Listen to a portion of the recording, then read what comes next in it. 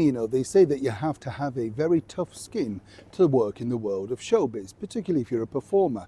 And I can testify to that, because when you go on stage, literally, you're at the mercy of the audience from the minute you walk out from the wings till you get to the centre stage, and maybe you sing your song, tell your joke, do your dance, and then hopefully you leave to some applause. What I would say is, though, what's perhaps becoming more, well, I think, transparent is the fact that our politicians, our leaders, are very thin-skinned indeed.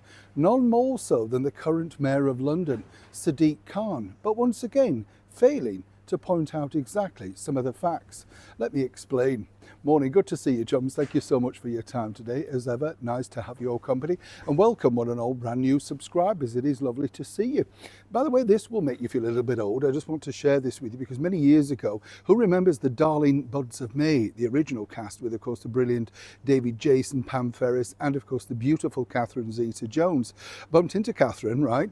And she's literally now starring in the Addams Family movie for Tim Burton.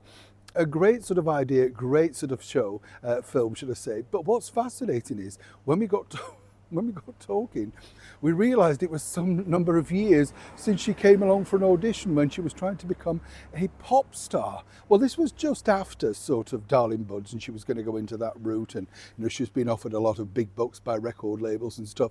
But you kind of think, we won't say how many years, but goodness, where does the time fly? Do you know what I mean? Frightening, isn't it? Do you still like the Darling Buds of May, and do you still watch it on YouTube? I do. Good, wholesome entertainment.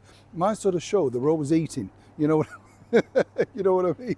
Let's get back as ever to your story of the day. This has to be, I think, the story of the week. The fact that the President of the United States does not hold back when he says that somebody's doing a bad job.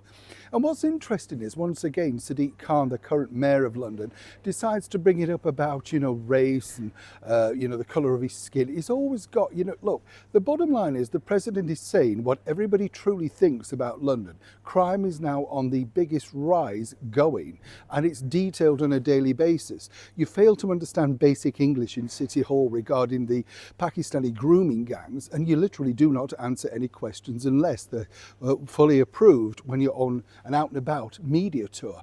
And I know that for a fact because I've been stood in front of you, so I know that is a fact. Now, what's interesting is suddenly, when things are going wrong and Sadiq's being called out, and apparently he's very annoyed that people still will not refer to him as Sir Sadiq Khan. I mean, really, you earn those stripes, don't you? Many people suggest His Majesty the King was, shall we say, having an off day when that came forward, but nonetheless, he remains that. It's up to you whether you want to refer to him or not as that. But where I find this fascinating is this. Suddenly, according to Sadiq, record numbers of people are fleeing the United States of America to take up citizenship over here in the United Kingdom. Quite where they could find any rooms. Amazing with all the importing illegals and invaders, but there you go. Well, apparently, yeah, loads of them. Now, I don't know if he's counting Ellen DeGeneres, the chat show bully that had to leave a show for all those alleged allegations, right? Tricky. And then, of course, another American, Rosie O'Donnell, who's actually residing in, of course, Ireland. So, not exactly London, is it, Sadiq? Again. Now, we pushed and we asked for the info, but nobody's got back again. And the whole point of this, and this is where it just becomes frivolous in the sense, is the fact that this is a man that's flying halfway around the world to talk about climate and trade deals and stuff like that. The fact that people are getting their phones stolen literally every couple of minutes in the heart of the capital, and people feel totally unsafe. But again, it's always about them, isn't it? Hurty words. If you say something about me, I believe that President Trump has absolutely the right to say what he thinks. And likewise, so has the Mayor of London. But actually, when you break it down, what the President said was, I don't think he's a nice person, he's a nasty person. And you can understand why he said that. And he's doing a terrible job. Many people agree with the President of the United States. The problem for the Mayor of London is nobody is allowed to criticise him, including the highest power in the land.